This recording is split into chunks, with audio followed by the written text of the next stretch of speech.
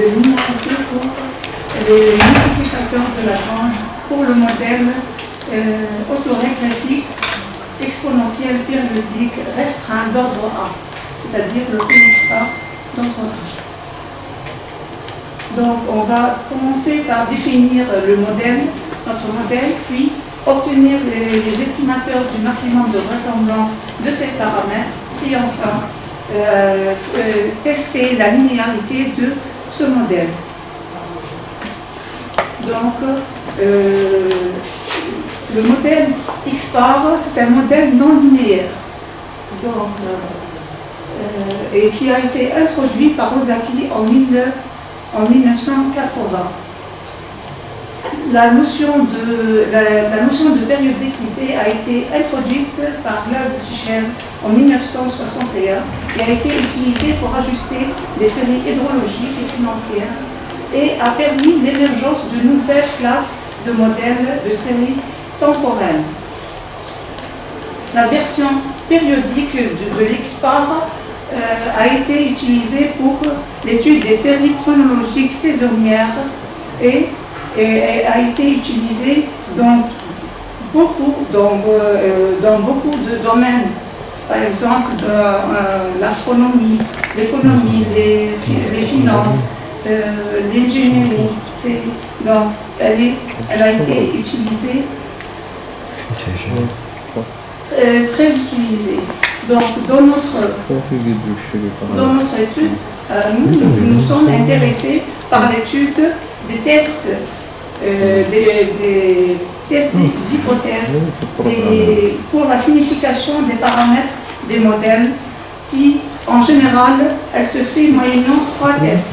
Les tests de rapport de vraisemblance et les tests de multiplicateur de Lagrange.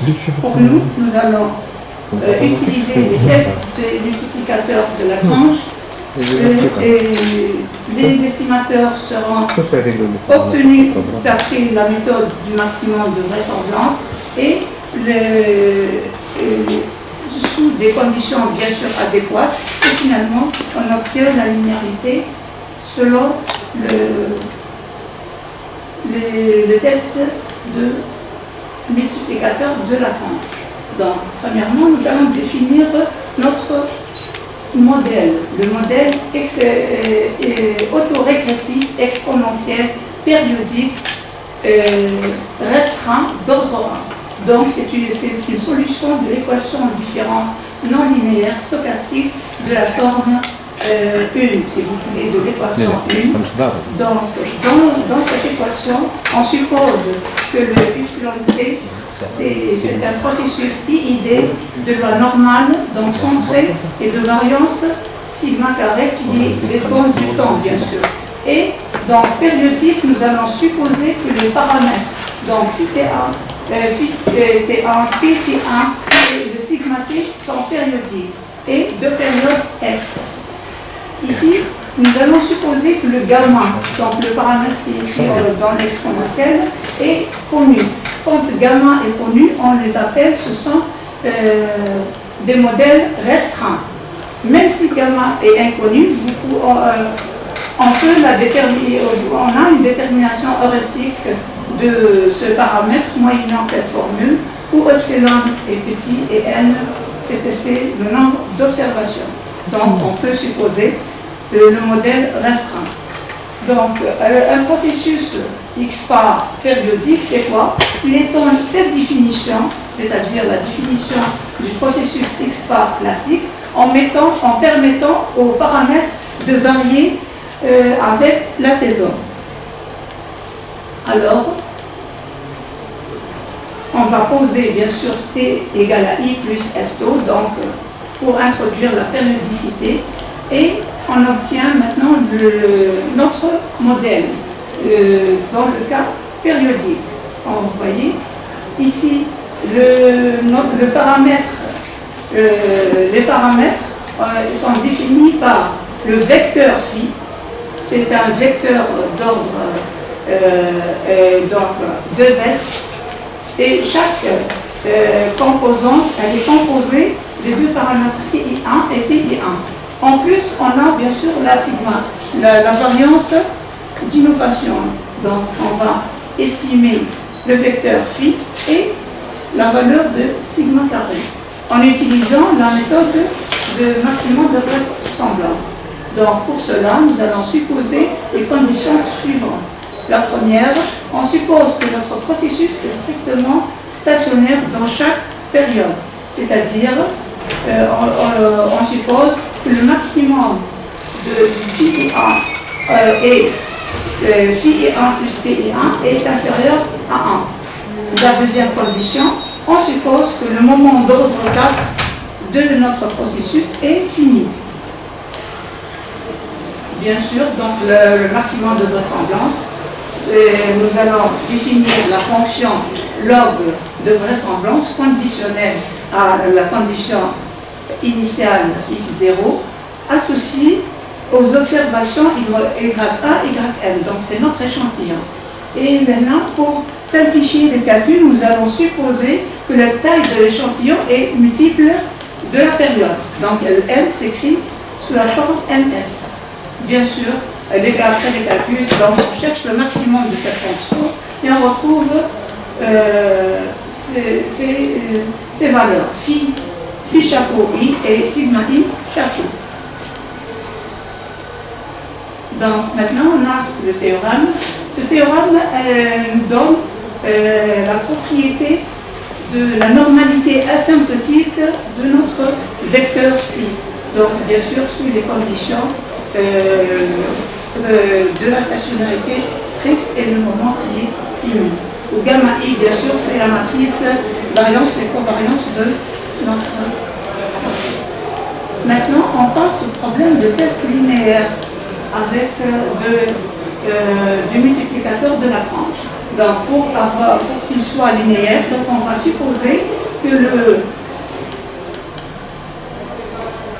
le paramètre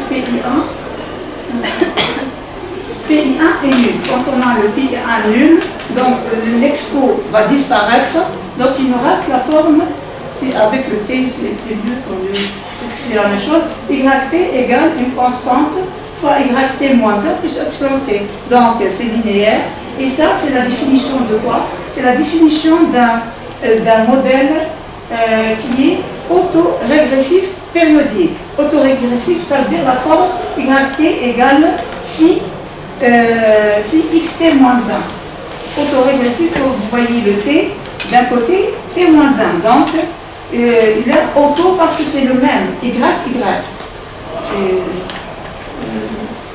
Périodique parce que le problème, on travaillait avec la deuxième, ça fait dans le cas périodique. Donc, le problème de test revient si j'annule les pi 1 égale à 0. Maintenant, quel que soit I allant de 1 jusqu'à S, nous allons écrire cette condition, nous allons énoncer les hypothèses sous forme matricielle. Donc ce serait R phi I égale à 0, quel que soit I, c'est pour annuler, pour faire disparaître l'exponentielle contre l'existence au moins de I tel que R phi A est différent de 0. Et R c'est le vecteur 0,1. Donc, ou bien on peut la formuler en utilisant la définition des modèles. Donc c'est nous allons comparer est-ce que le modèle suit l'autorégressif périodique d'ordre 1 contre le fait qu'il est autorégressif exponentiel périodique restreint d'ordre 1. Alors nous allons définir la matrice V, comme vous voyez, c'est une matrice diagonale par bloc, et sur la diagonale, le gamma, comme vous voyez, c'était la matrice de covariance autocovariance qu'on avait définie. Donc, on déduit, donc on a réécrit la normalité asymptotique de notre paramètre sous la forme N0. S avec le V-1. Donc c'est pour écrire, c'est une réécriture pour on va voir par la suite pourquoi. Donc on va définir donc, le G donc c'est le vecteur score, donc c'est le gradient de notre fonction Ln.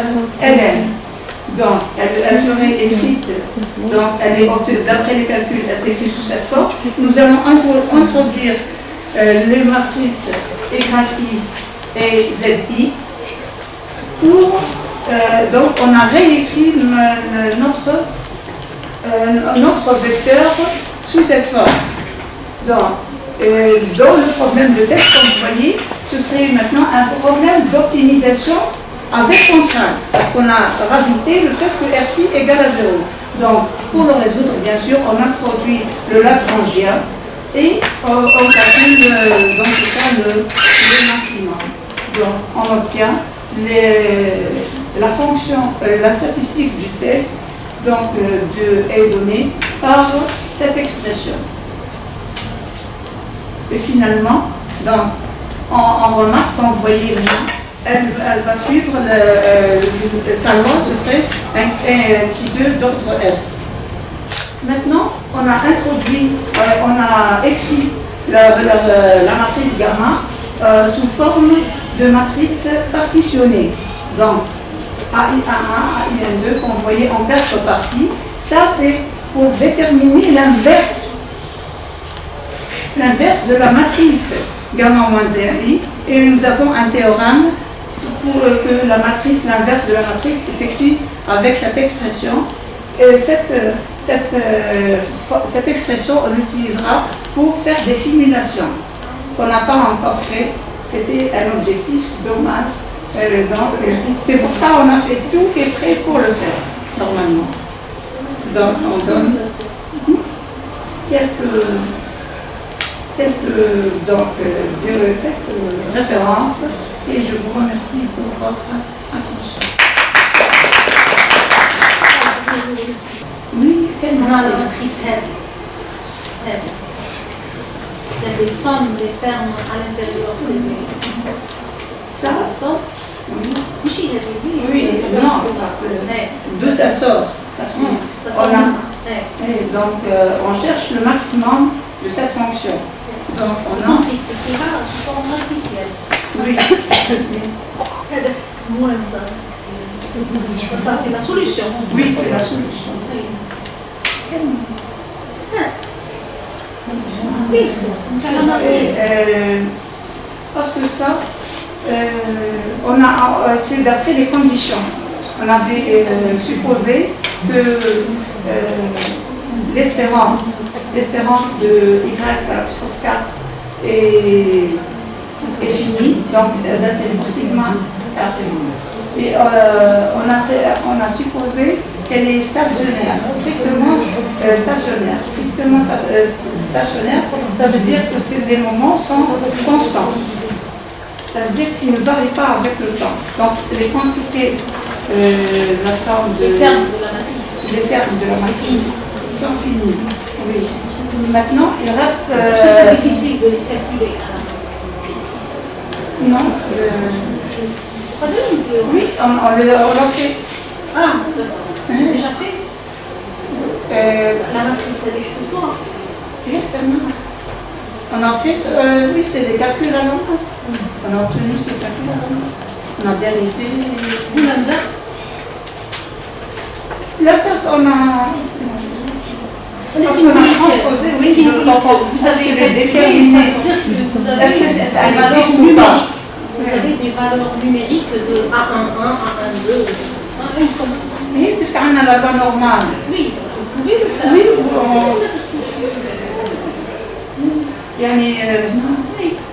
non, normalement c'est fait, c'est connu, c'est la loi normale. La loi normale, donc ces calculs, théoriquement c'est fait, donc, même sans les calculs. C'est des formules.